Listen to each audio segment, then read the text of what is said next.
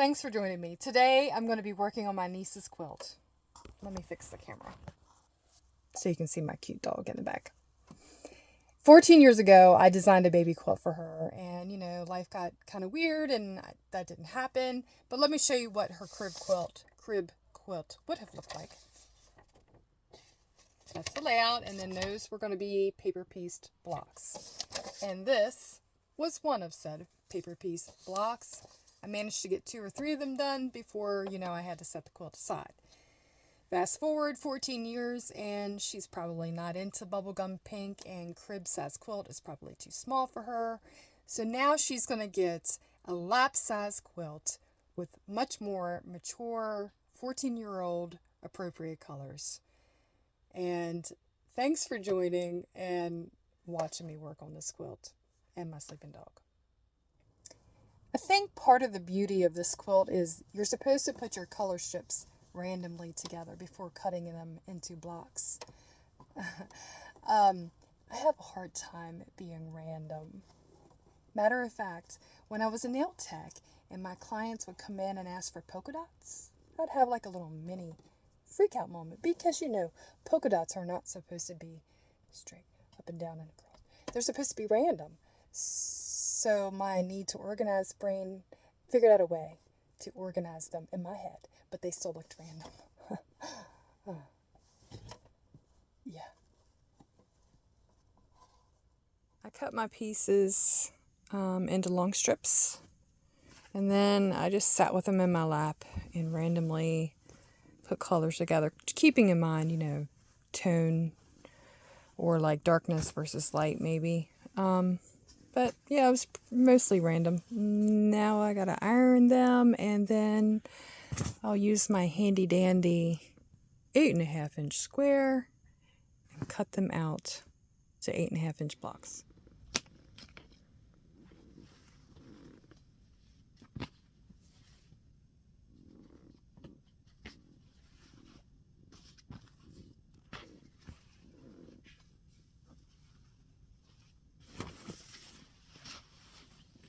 Yeah, so my math didn't math.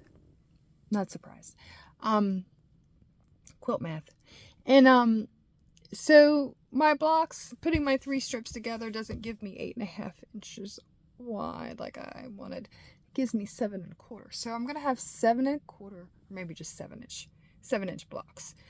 It's not a big deal, but I can't use this one. Well, I could, but it won't be as fast now. Somehow I made, without even trying, exactly 49 blocks, which is what I needed. So now it's time to arrange them. That's the fun part. Whoop whoop. She's pouting because I told her she couldn't go with us later, and so she's laying her face on my quilt. So after I laid out my blocks, how I want them to be in my quilt top, I picked up the blocks in their row and then clipped those blocks together with a little number of the row of how I want it to be laid out. So, 7 rows, 7 blocks, 49 blocks, and it's time to sew. My rows are sewn together, and I still have the little numbers on them. And I laid it out on the floor to see if I want to change any of the configuration before I sew each row to itself. Or not to itself, but to the next row. Yeah. I think I like it. I think it's time to move to the next step. I got glue on my nail. Because I thrift fabric, I don't always have enough. And while making this quilt, I needed to cut my binding a lot more narrow than what I really prefer. So to help me out and to eliminate me from sticking myself with pins and using a gazillion clips, I decided to use the school glue stick method. And let me just tell you, it is wonderful. So all I've done is I've attached my binding as I normally would, and as I'm rolling it over, I'm giving it a layer of glue, sticking that binding down in it, and then I'm using my iron to set the glue.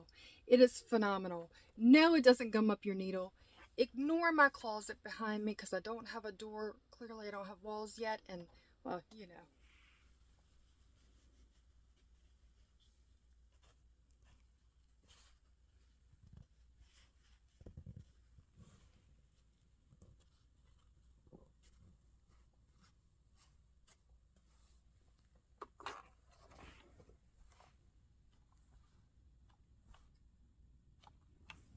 This is just glue. I have not stitched it down yet, and as you can see, I mean, if I really wanted to work it up, it would come up. But it's stuck on there pretty well. It'll definitely hold it while I get it through and stitch it down.